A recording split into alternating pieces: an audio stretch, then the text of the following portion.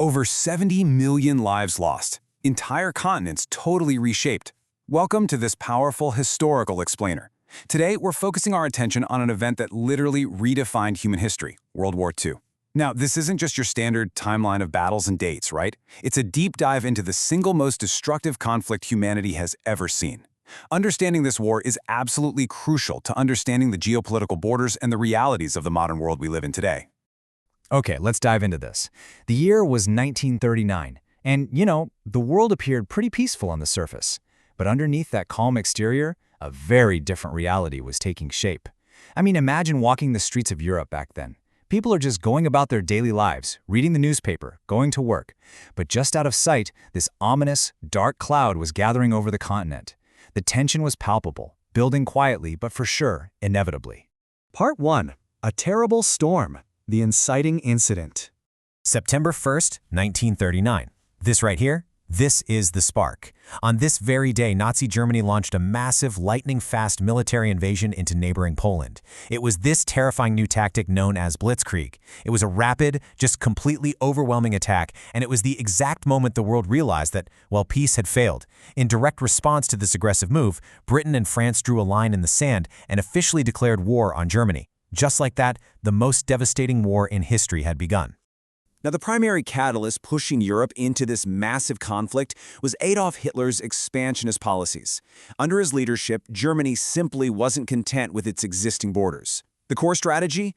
To aggressively expand territory across Europe. By relentlessly pushing those boundaries and essentially forcing the hands of neighboring nations, the geopolitical structure of Europe was stretched until it literally violently snapped. Part 2. Spread across the world. The conflict expands. So, how did a localized conflict over European borders so quickly swallow the rest of the globe? And this brilliantly illustrates exactly how the world rapidly fractured into two massive global factions. On one side, you've got the Axis powers, primarily driven by Germany, Italy, and Japan. And standing against them, the Allied powers. It started with Britain and France, sure, but as the conflict grew, it absorbed massive global players like the Soviet Union, China, and eventually the United States. Almost no corner of the earth was left untouched. Part 3. Crucial Turning Points. The Rising Action. December 7th, 1941. Without any warning, the sky above Hawaii darkened. Military aircraft from Japan launched a massive, devastating surprise attack on the U.S. naval base at Pearl Harbor. The destruction was absolutely catastrophic. Just picture, thick black smoke rising over the harbor and this massive naval fleet caught completely off guard. This was one of the most abrupt and truly shocking escalations in modern history. The immediate result of that attack was undeniable. The United States enters the war. Prior to this, the U.S. hadn't directly committed its full military force to the global conflict. But Pearl Harbor, it changed the entire scale of the war overnight. By pulling America directly into the fight, the dynamic of the Allied powers shifted massively, transforming this into a truly two-front global war that spanned across both the Atlantic and the Pacific Oceans. By June 6, 1944, the tide of the war was finally ready to turn. Now, what's really interesting about this slide is how it breaks down D-Day, or the Normandy landings. This was a massive Allied military operation of just unprecedented scale. I want you to picture thousands upon thousands of soldiers crammed into landing craft, approaching the heavily fortified beaches of northern France under cold, cloudy skies. The explicit aim was freeing Western Europe. It was an incredibly daring, high-stakes maneuver, and despite staggering casualties, it proved to be the decisive step needed to finally break the grip of Nazi control on the continent. Part 4. End of war in Europe. The collapse.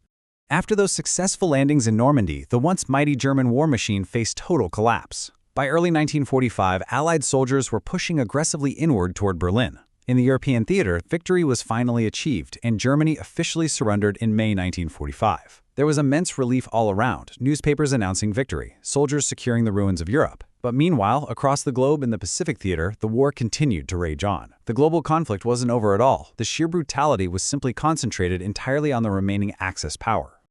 Part 5. Birth of a new era. The final sequence.